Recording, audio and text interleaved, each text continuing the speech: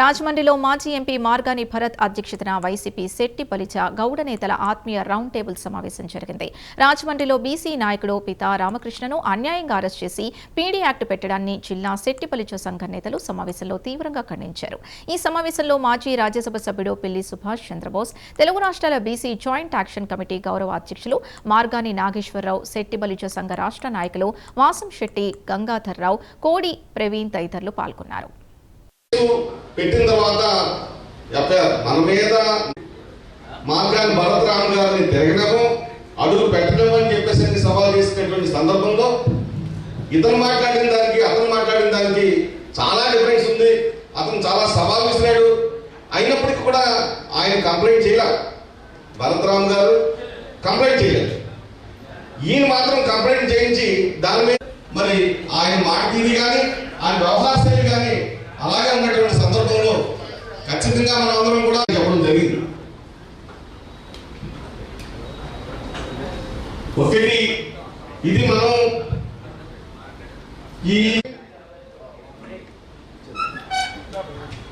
మనం ఒక నిర్ణయాత్మకమైనటువంటి ప్రధానంగా గౌరవ శెట్టిపల్లి సంఘీయులు చాలా ఆటని కానీ ఆయన వ్యవహార శైలి కానీ పూర్తి స్థాయిలో మరి మన మీదే కాన్సన్ట్రేట్ చేసి మనం ఈ రౌండ్ టేబుల్ సమావేశం కేవలం ఇది రౌండ్ టేబుల్ సమావేశం మాత్రమే.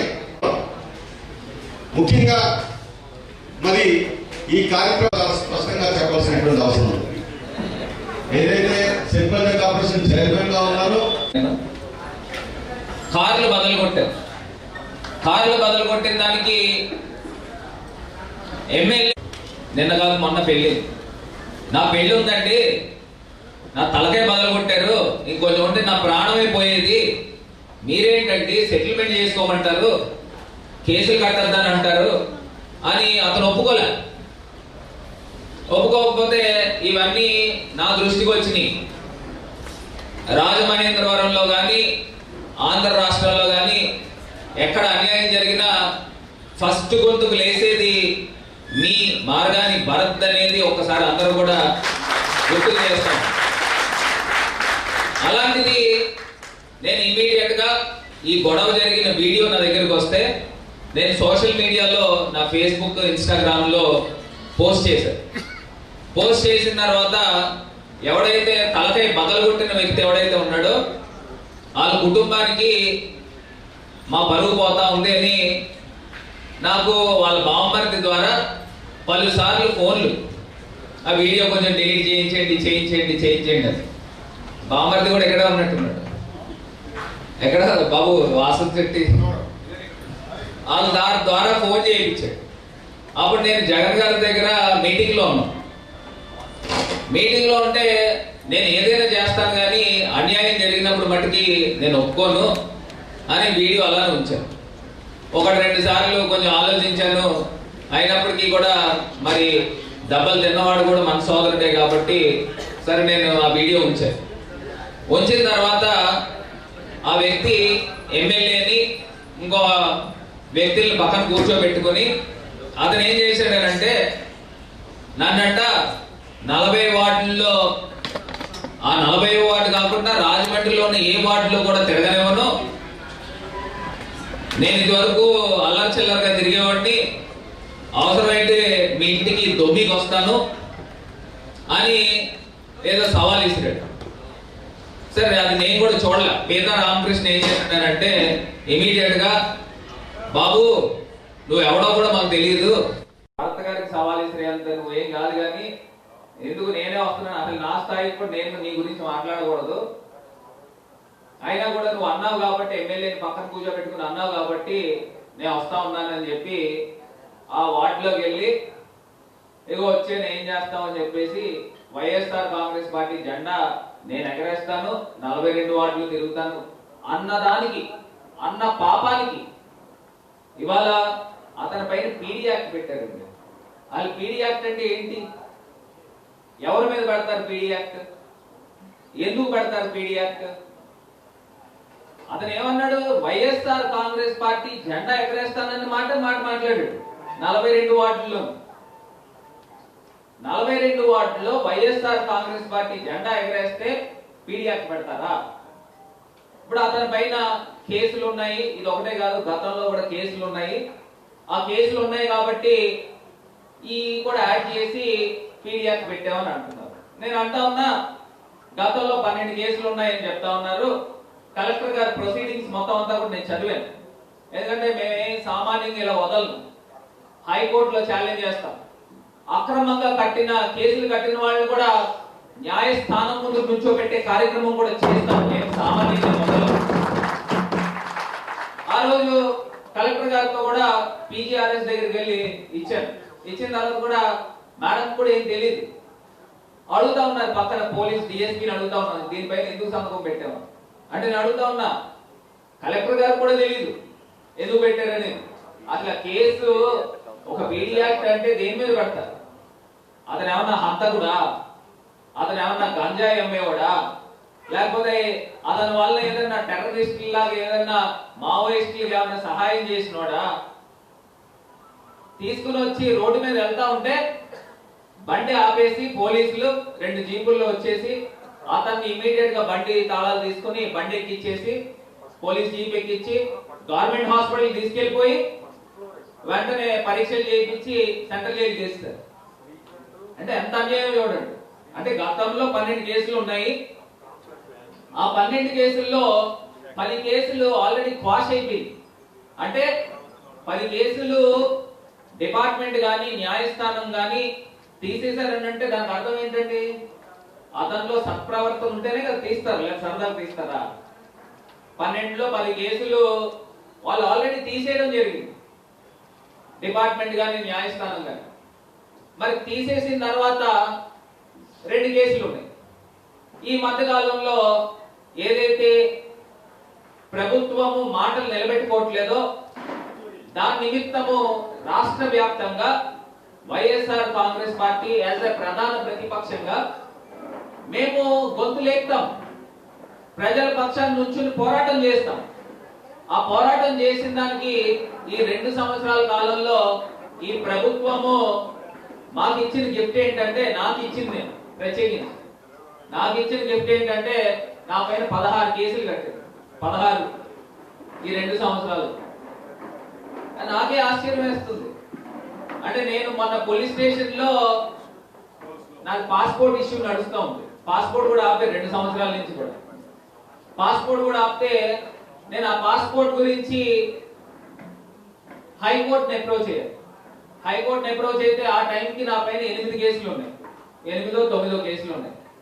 కేసులుంటే హైకోర్టుని అప్రోచ్ అయితే హైకోర్టు డైరెక్షన్ ఇచ్చింది, పాస్పోర్ట్ ఇమీడియట్ గా రిలీజ్ చేయమని. మళ్ళీ పోలీస్ డిపార్ట్మెంట్ పాస్పోర్ట్ ఇవ్వలేకుండా ఆపుతా ఉన్నారు. ఎందుకంటే ఈ మధ్య కాలంలో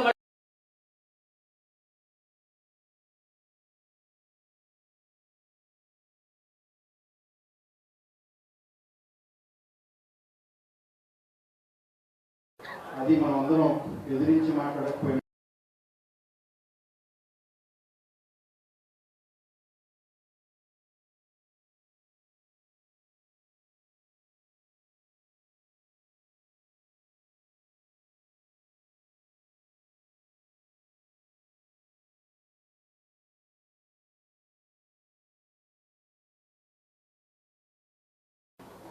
ఇది చాలా దురదృష్టకరమైనటువంటి అంశం. ఎవరెవరిని అసలు ఈ పీడియాక్ మన పేడగారు చెప్పారు, డకాయిట్స్, బూట్ లెగ్గర్స్, డ్రగ్ అఫెండర్స్, అట్లాగే goondas, immoral traffic offenders, land grabbers, కబ్జాలు చేసేవాళ్ళు, అటువంటి వాళ్ళ మీద పెట్టేవలసినటువంటి చట్టం మరి కేవలం 2 కేసులు పెండింగ్ ఉన్నాయి. మిగతా కేసులు ఏమన్నా ఇదివరకు అన్నీ కొట్టేశారు. ఆ రెండింటిలో ఒకటి 324 సామాన్య చిన్న దొరకాలి. మరి ఎందుకు పీడియాక్ పెట్టవలసిన అవసరం ఏంటి? ఆయన చేసిన నేరాలు ఈ 6 ప్రధానంగా ఈ 6 అఫెండర్స్ చేసిన అంటే వాళ్ళు క్రానిక్ అఫెండర్స్. పెట్టలేదు, సిరీస్ ఆఫ్ క్రానిక్ అఫెండర్స్ ఉన్న వాళ్ళని వాళ్ళ మీద పెట్టవలసిన పీడియాక్ అక్రమంగా పెట్టే విధానానికి చాలా దురదృష్టం. ఇది సంఘటన ఒకసారి గౌరవ ముఖ్యమంత్రి గారు తెలుసుకోవాలి. ఏంటంటే కేవలం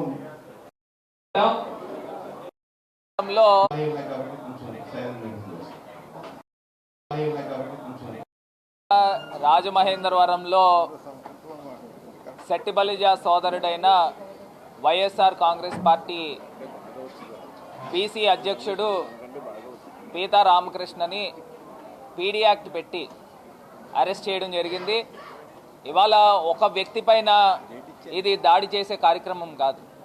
ఇవాళ తరచుగా ఈ కూటమి ప్రభుత్వం వచ్చిన తర్వాత ఎవరైతే ప్రభుత్వాన్ని చేసే తప్పుల్ని వ్యతిరేకిస్తూ ఎవరైతే ప్రభుత్వాలని క్వశ్చన్ చేస్తున్నారో వాళ్ళని ఈ రకంగా పీడీ యాక్ట్లు పెట్టి అరెస్టులు చేసి ఏదైతే సెట్టిబలిజలు అత్యధికంగా ఉన్న సెట్టిబలిజలు ఓట్లతో గెలిచిన స్థానిక ఎమ్మెల్యే ఇవాళ ప్రశ్నించిన పాపానికి వైఎస్ఆర్ కాంగ్రెస్ పార్టీ బీసీ అధ్యక్షుడుని పీడీ యాక్ట్ పెట్టి ఏదో టెర్రరిస్ట్ లాగా ఎత్తుకుని వెళ్ళిపోయే కార్యక్రమం చేశారు.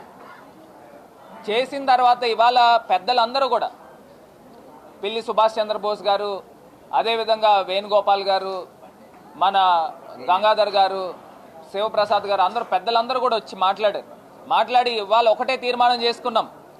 ఇమ్మీడియట్గా ముఖ్యమంత్రి గారు స్పందించి ఏదైతే అన్యాయంగా అక్రమంగా సెట్టిబలిజ సోదరుడి పైన ఏదైతే పీడీ యాక్ట్ పెట్టారో దాన్ని ఇమ్మీడియట్గా ఉపసంహరించుకోండి.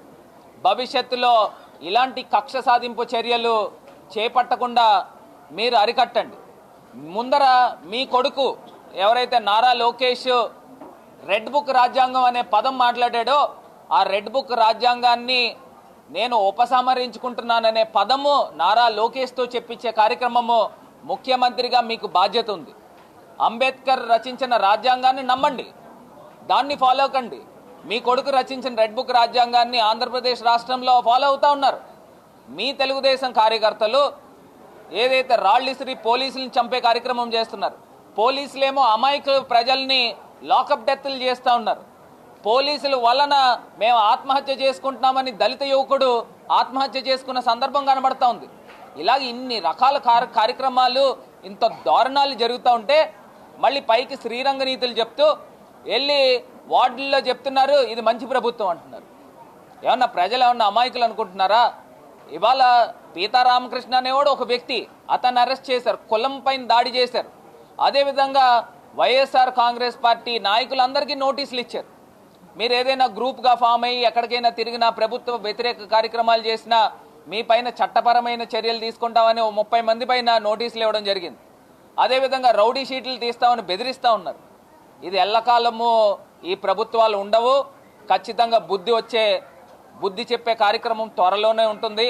మరి అదేవిధంగా ఈ యొక్క రౌండ్ టేబుల్ సమావేశానికి ఒక తీర్మానం కూడా చేసుకుని త్వరలోనే రాజమహేంద్రవరంలో అన్ని బీసీ కులాలతోనూ సమావేశమై సమర శంఖారావం కూడా త్వరలో పూరిస్తాము.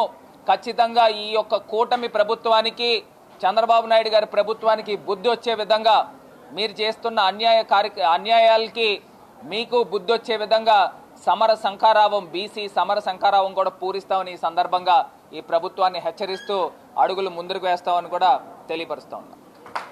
All of my good journalist friends,